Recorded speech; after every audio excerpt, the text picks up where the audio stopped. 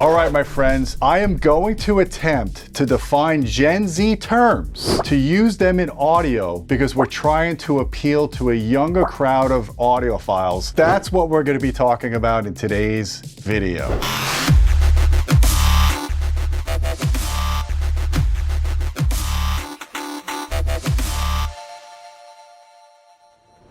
Hey folks, I'm Gene Delasalo with Audioholics.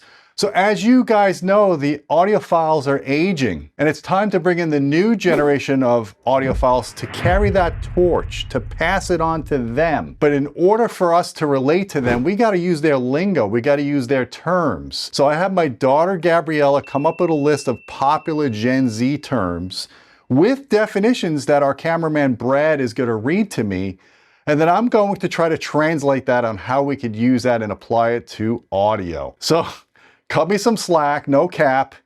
That's what we're going to be doing right now. Well, let's just dive in. First term, slay, meaning amazing, flawless. I would say if a product is really good, it slays. Like for example, these RBH speakers behind me, they slay. 8 is the next term. Did it perfectly, looks great.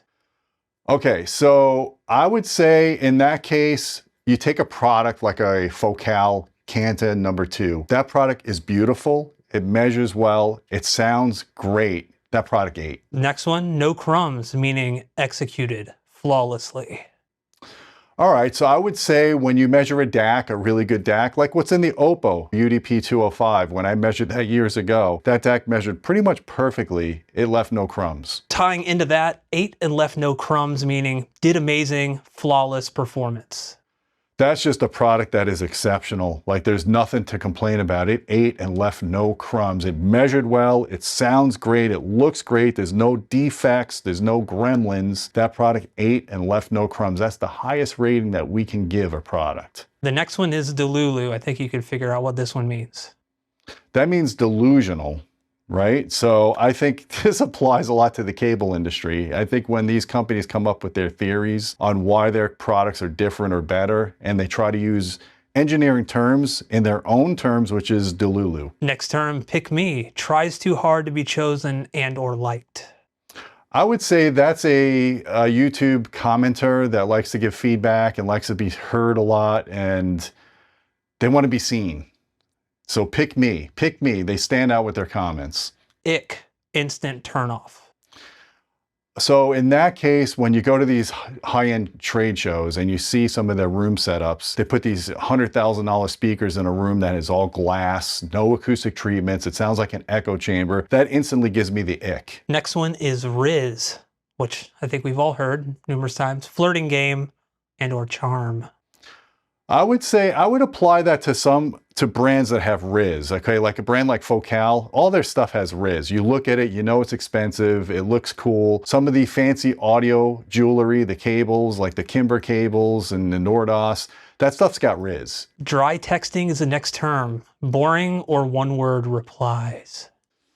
That's a tough one to associate with audio. Dry texting or boring.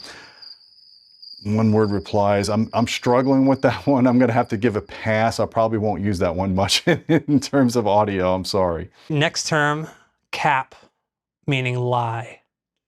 So here again, I'm going to go back to the cable industry. When they come up with their theories, they're totally cap. Most of them are totally cap. They don't make any sense. They're not based on any truth or science. No cap. I think you can figure out what this. So no cap means it is true. And in that case, when you're looking at scientific research papers in audio, the research that's done, that's peer-reviewed, that stuff is totally no cap. Next one is bet, meaning okay, cool, or deal. You know, I have a neighbor that's a professional football player, and I was telling him about what I do, and he came out and he's like, bet. I'm like, I have no idea what that was. I had to look that up. So I guess that's when you're trying to broker a deal with someone and they offer you a good price on something. You're like, bet. That means you're going to buy it. Bet. The next term is bussin, meaning really good, normally talking about food. I'm going to relate that to when you're listening to music and you've got like a really nice old-fashioned, a smoked old-fashioned. That should be bussin'. You take a sip of that, you're listening to some Steely Dan, you're in your zone. Next one is a very popular term these days, skibidi, meaning chaotic humor or brain rot. Ooh, I would say if you're checking out a system and you're watching hours upon hours of American Dad, and you might have consumed some edibles, you might get some brain rot. The dry humor, it gets to you. I love American Dad. But after a while, maybe after 6 or 7 episodes, you're Skibidi. Opposite of Skibidi, I think, is slaps. So good, usually talking about music. That slaps.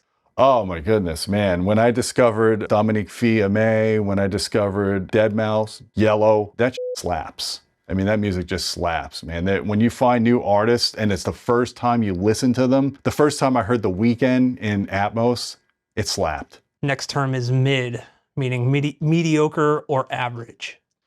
So I call things mid when I get a product in that doesn't perform as I expected, either measurement-wise or sound quality-wise. This product is mid. Next term, go off, meaning pop off or do your thing.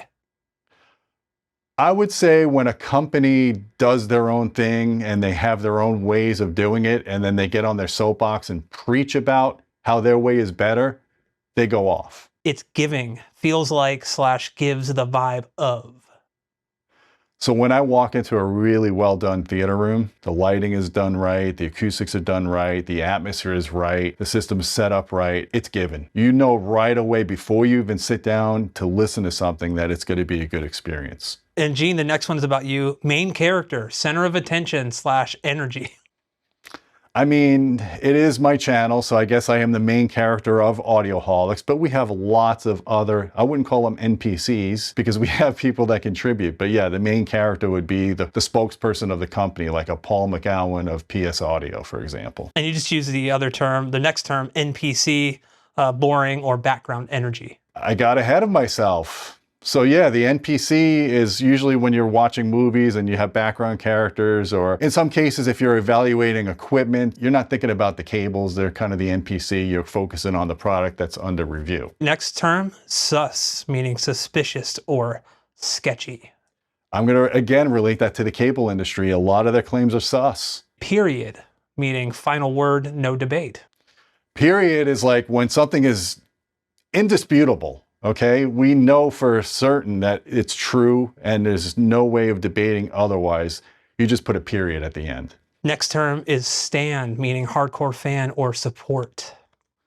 Oh, okay. So I would kind of relate this to a fanboy. When you have people in the forums that only like one brand and they keep going off that this brand is better than the other brand, even if the product is a quarter of the price and we know objectively it's not, they're stan. Alrighty, the next term, vibe check, meaning energy test, good or bad. I'm going to again relate this to when you have a trade show experience. You go in to do a demo, you check out the room, you check out the presenter, you check out their vibe. Do they give you a good vibe? Do you want to go in and do the demo, or are they giving you the ick? Next one is girl dinner, meaning random or snacky meal. So to me, that's like someone that's on a diet and they're doing something because they want to restrict their calories. I'm going to relate that to somebody that thinks you should have a speaker measure flat in a room. I'm not talking about anechoic, I'm talking about in a room and they set their bass levels flat. That's a girl dinner. You're going to be really deficient of bass. It's not going to be satisfactory. Next term, core, meaning aesthetic or style. An example would be audio core. I would say that companies that focus on their aesthetic, they're working on their core. Something that looks elegant in design. It's not just a rectangular box, but it's something that you want to stick in a room and have a conversation about. Next one is gatekeep, meaning not sharing info or resources. So I got a lot of examples of this. I would say companies that don't give you the full disclosure of their specs, most loudspeaker companies, Gatekeep, especially Bose, better sound through research, but also THX, for example. We know the different levels of THX certification, but we don't know all the parameters, what they're testing to, so they're gatekeeping. Next term is trauma dump, oversharing heavy stuff. I would say I apply this to, and I love our fans, I love people that comment on our channel, but sometimes we get fans that trauma dump. They write book reports of a reply to one of my videos, and unfortunately I can't always get to those comments. I apologize. The best way to get a response from me is to not trauma dump. Slay era is the next term, meaning a time of thriving. So I would say in the last couple of years was a slay era in the audio industry. You know, sales were going good, products are getting more affordable and better. It's hard to get a bad performing amplifier or loudspeaker these days for modest cost. We're in the sleigh era. Pushin P is the next one, meaning cool or positive behavior. It's someone that is able to put on a really good demo, whether it's a private demo or it's at a trade show. They're pushing P because they're captivating you to listen to that product. They're giving you great vibes. No ick. Second to last here, we are on That's So Wizard, something you've actually texted to me that I've had to look up. It means amazing. So that's more of my term. I got that from a Dr. Smooth video when they did a parody of Optimus Prime, and it stuck with me for years. It's not really a Gen Z term, but I love it. That's So Wizard just means it's so freaking awesome.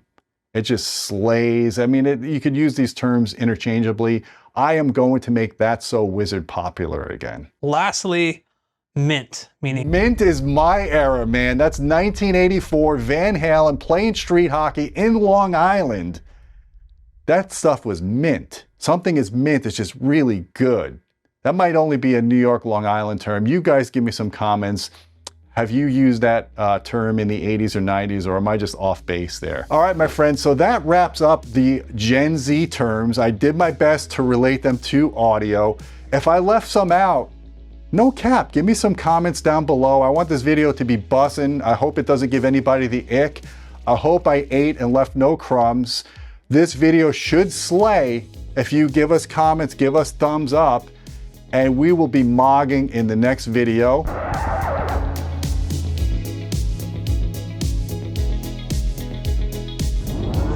So don't forget about our Patreon channel at patreon.com/audioholics. We appreciate your support. And until next time, my friends, keep listening, keep slaying, and keep eating and leaving no crumbs.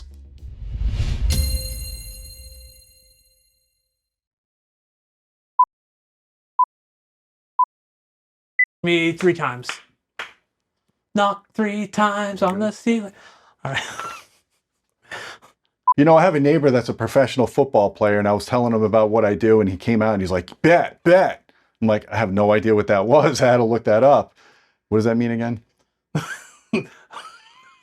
Someone that's throwing positive energy at you, that makes you want to sit down and listen, it captivates its audience at a trade show or a private demo. They're pushing, or at a, I would say when a company does their own thing and they have their own ways of doing it, and then they get on their soapbox and preach about how their way is better, they go off. Mad VR. I'll cut that out. Next one is vibe check. Energy test, good or bad. I have to scratch my nose to take this out.